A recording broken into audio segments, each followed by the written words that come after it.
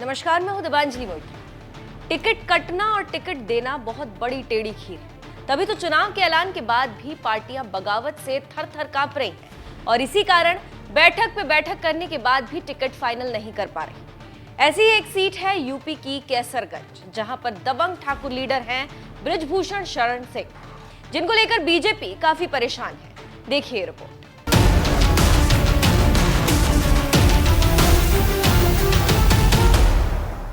दिल्ली में किस कदर बृजभूषण शरण सिंह के खिलाफ पहलवानों ने प्रदर्शन किया, ये बात आप जानते हैं, और उसे कुचलने के लिए कैसे मोदी ने पहलवानों का दमन किया, ये भी लोगों ने देखा है।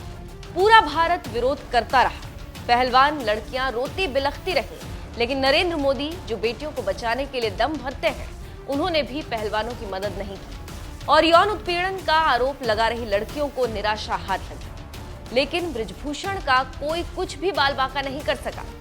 उस वक्त भी और आज भी एक ही सवाल हवा में तैर रहा है कि आखिर बृजभूषण के अंदर ऐसा क्या है कि मोदी शाह कांपते हैं और बृजभूषण के खिलाफ एक्शन नहीं लेते।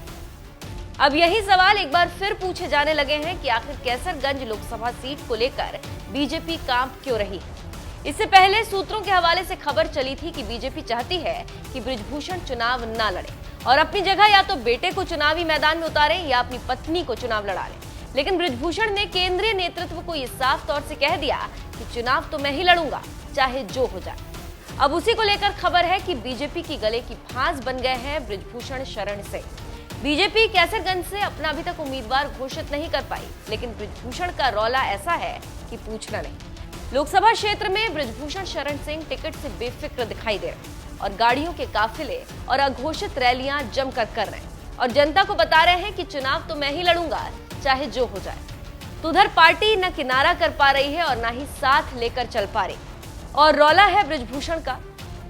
जानकारों की माने तो नरेंद्र मोदी जो अपनी छवि एक कड़क नेता की पेश करते हैं, जिन्होंने अपने रौब और अपनी ताकत के बल पर कई मुख्यमंत्रियों को पूर्व कर दिया है, और 2023 में आए विधानसभा चुनाव में शिवराज, वसुंधरा और रमन सिंह का क्या हाल किया, ये आप जानते हैं। ऐसे में बृजभूषण उनके सामने मेमने के समान है, तो उससे वो क्यों कांप रहे हैं और उनको मनाने की कोशिश कर रहे हैं। ना ही कैसरगंज लोकसभा सीट पर नाम का ऐलान कर रहे हैं। इसको लेकर कई राजनीतिक विश्लेषक कहते हैं कि हरियाणा फैक्टर काम कर रहा है। पूरा हरियाणा और पश्चिमी यूपी बृजभूषण के खिलाफ लामबंद, इसमें भी खासकर जाट। ऐसे में चुनाव में ये नाराजगी बीजेपी पर भारी पड़ सकती है। इसी कारण पार्टी एक सीट के लिए पूरे हरियाणा और पश्चिमी उत्तर प्रदेश को प्रभावित नहीं होने देना चाहती। शायद इसीलिए कैसरगंज में अपना उम्मीदवार घोषित करने में वो देरी कर रही, या हो सकता है कि कोई और कारण।